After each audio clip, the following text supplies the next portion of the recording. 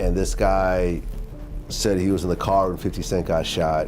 He was in the car. In the car. When 50 Cent got shot. 50 got shot. He had a close relationship with 50. He was also the president of... And you know, it's doing its views and everything else like that, but there's no real pushback or anything. And then 50 goes on Instagram with a screen capture of this interview about being in the car when he got shot with the word fraudulent. Why is everybody saying, I'm gonna give you tell the world why people think Vlad is the police. Why? Yeah. You want me to answer that? So how does all this fit into the grand tapestry of hip-hop history? So I'm on like United in first class and 50 Cent walks in.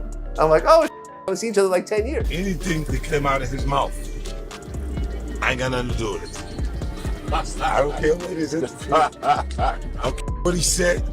I'm telling you. To understand the lasting appeal of the 50 Cent Ja Rule feud, consider its roots in an era when rap battles were integral to the culture's evolution. During the late 1990s and early 2000s, countless artists sparred lyrically, seeking not just chart positions, but also street credibility. Apologize to me.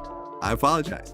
Hip-hop became... Stop thinking you know more about black culture than black people. Here we go. That's cool. Because I'm getting millions with 50 Listen, already.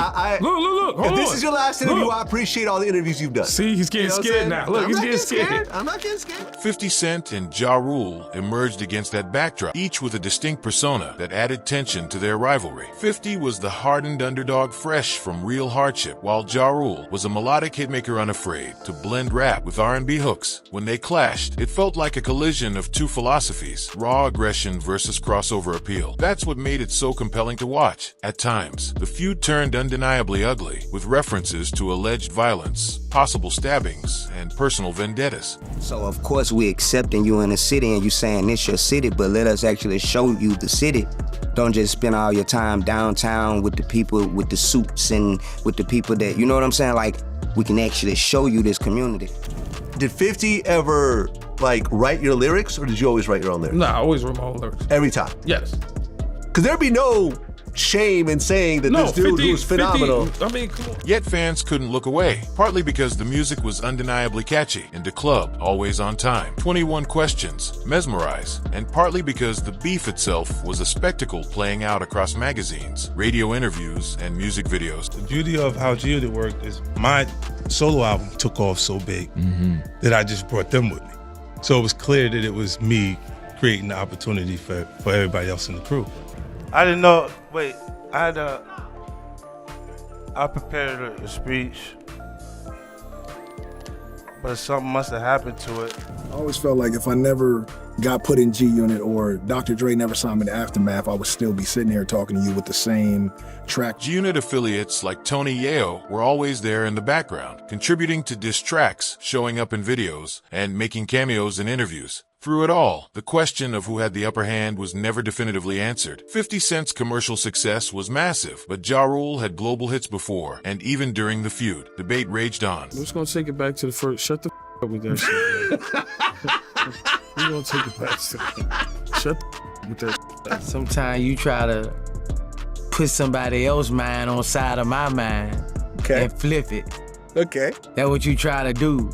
But they mind on... Did 50 Cent effectively end Ja Rule's career, or was Ja's decline more about label issues and shifts in public taste? Fast forward to today, and these questions still have no universally agreed upon answer. But Tony Yeo's comedic retelling of an alleged hotel altercation adds fresh layers to that old debate. If it happened as Yeo says, it underscores the narrative of G-Unit's dominance in physical as well as musical clashes. If it didn't happen, or if it's heavily exaggerated, it shows how easily stories get distorted over time, especially when repeated in an environment that loves a good spectacle. Social media thrives on hot takes and sensational tidbits, and a story about 50 Cent snatching Ja Rule's chain in Atlanta is tailor-made for viral circulation. From Ja Rule's perspective, setting the record straight might feel urgent, given how quickly comedic or scandalous stories can overshadow facts. His fiery social media comeback, calling out Yeo's alleged lawsuits and protective orders, reveals a deep frustration at being painted as a punching bag in comedic barbershop hip-hop tales. Moreover, Ja might see this as a chance to reaffirm that the G-Unit crew had its own set of vulnerabilities and legal entanglements, thus quashing any notion that Murder Incorporated was alone in facing legal woes. In the eyes of an outside observer like Urban Politicians TV, the entire situation is a masterclass in how hip-hop feuds get revived in the era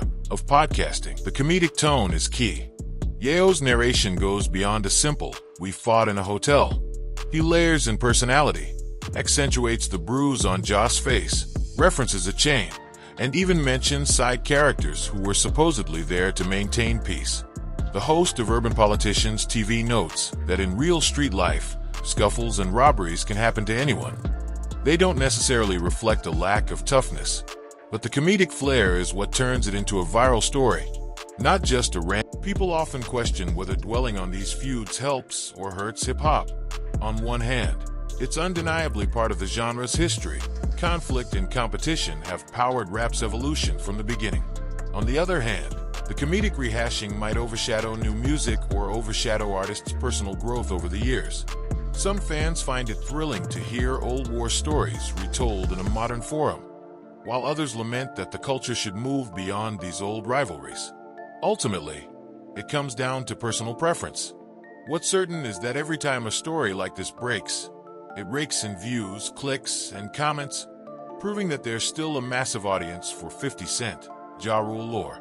A closer look at Tony Yayo's recollections reveals a kind of dual perspective, part historical record, part entertaining performance. He references details like Chaz was there, Black Child was in the mix, or how many affiliates might have shown up. These specifics lend the story a sense of realism.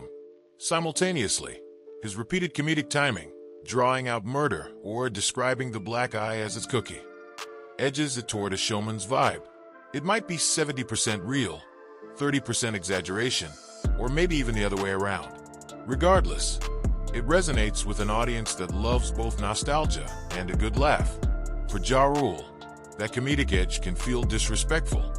He's effectively the butt of a joke retold for new audiences who might not know the full context. Even if he tries to defend himself by labeling it all cap, the comedic retelling often sticks longer in the collective mind, especially when it's shared via short, viral clips. Twitter and Instagram's algorithm-driven nature means that once a comedic snippet goes viral, it's tough to push back with lengthy explanations or disclaimers. Memes and sound bites can overshadow nuance, leaving Ja's denials buried in comment sections. As for 50 Cent, he remains a looming figure in this feud, even if he hasn't weighed in directly on Yayo's story just yet. For years, 50's social media presence has been legendary for mockery, savage jabs, and comedic timing that often leaves foes looking foolish.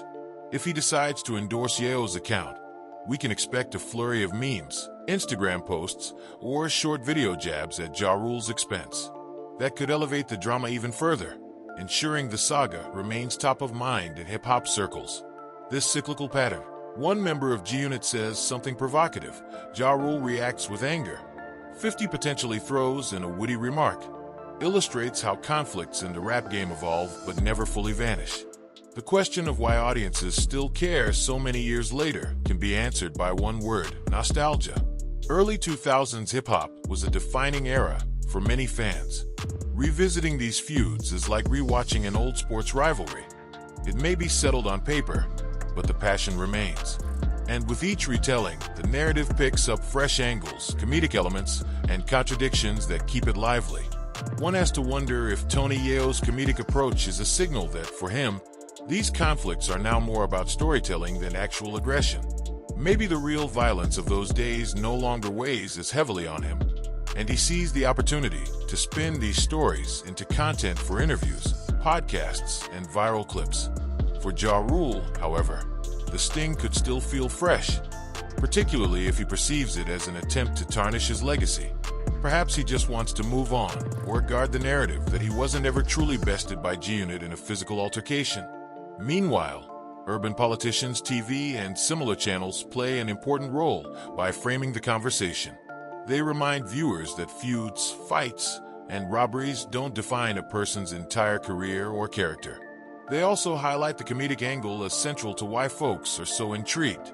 This isn't just old beef rehashed. It's old beef told with a comedic twist.